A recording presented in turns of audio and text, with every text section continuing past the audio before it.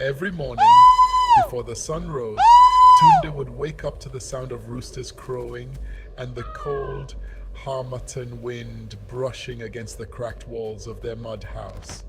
His mother would already be outside, blowing on firewood to prepare a small pot of watery pap. His father would be sharpening his old hoe, preparing for another long day on the farm. Life was hard, very hard. Sometimes the family ate only once a day. Sometimes the harvest failed. And sometimes, when the rain refused to come, the entire village went hungry. But every evening, something special happened. After working on the farm, while other children ran around playing in the dust, Tunde would sit under the big mango tree in the village square. In his hands was a torn schoolbook someone had thrown away in the nearby town. Most of the pages were missing, but to Tunde, it was treasure. Morning, Tunde. Good morning, Papa. Another long day on the farm. Drink this pap before it gets cold. Mama, is this all we have? For now, my son. It is enough. It will give you strength. In this life, we eat what the land gives us. Tunde, come and play football. Maybe later. You and that useless book again.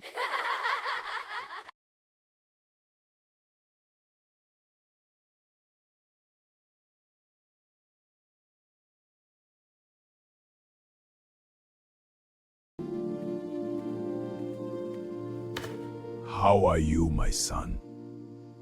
Tunde, my son, Yes, Papa. why do you read so much? Books will not plant the farm. Papa, can I tell you something? Go on. One day, I will leave this village. Leave. And do what there? I will learn. I will work hard. I will become someone important. The world is not kind to poor boys with big dreams. But someone has to try. If you must dream, then dream big enough to change our story. I promise, Papa. From that night, Tunde made a promise to himself. No matter how hard life became, no matter how many people laughed at him, he would escape poverty. He would succeed. And one day, he would return to this village and make his parents proud. But dreams are never easy. And very soon, life would test Tunde in ways he never imagined. Years passed. Tunde grew taller, stronger, and wiser. But the poverty in his home never changed. Every morning, his father still walked to the same stubborn farmland, hoping the soil would finally show mercy. And every day, his mother walked miles under the hot sun just to fetch water for the family.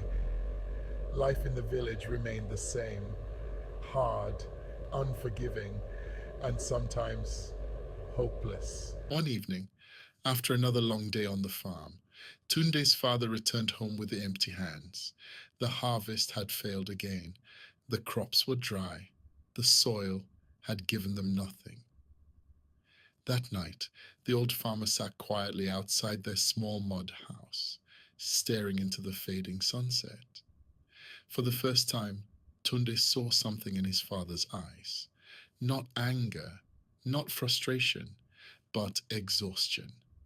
The kind of exhaustion that comes from fighting poverty for too many years. As darkness slowly covered the village, Tunde sat alone beneath the mango tree, holding the same torn book he had read for years. He looked around the quiet village, the dusty roads, the tired houses, the farmland that had stolen so many of his father's dreams. And in that moment, something inside him changed. Tunde made a decision that would change his life forever. He would leave the village. Before the sun rose, the next morning, Tunde quietly packed his few belongings into a small nylon bag, one shirt, one pair of trousers, and his most valuable treasure, his torn schoolbook. He stood near the doorway of the small mud house, ready to begin the journey. But his mother saw him. "Tunde," she said softly, "where are you going?" Tunde swallowed hard. "To the city, Mama." For a moment, The world seemed to stop. His mother's face filled with worry. The city, she whispered. Yes, Mama, Tunde replied. I must try. Tears slowly formed in her eyes. The city is dangerous, she said. Many boys leave and never return. But Tunde shook his head. I will return, Mama, he said firmly. I promise. Just then, his father walked outside. He looked at his son, standing there with a small bag and a big dream. For a long moment, the old farmer said nothing. Then slowly, he reached into his pocket. From inside, he pulled out 3 old crumpled notes. It was the last money he had. Take this, his father said quietly. Tunde hesitated. Papa, I cannot take your money. But the old man placed the money firmly into his son's hand. A man must sometimes walk into the unknown, he said, to find his destiny. Tunde hugged his mother tightly, then his father. None of them spoke, because some moments are too heavy for words. With the rising sun behind him, Tunde stepped onto the dusty road that led away from the village. He walked slowly at first, then with more confidence, and soon the village became smaller and smaller behind him. Tunde did not know what waited for him in the city, but one thing was certain.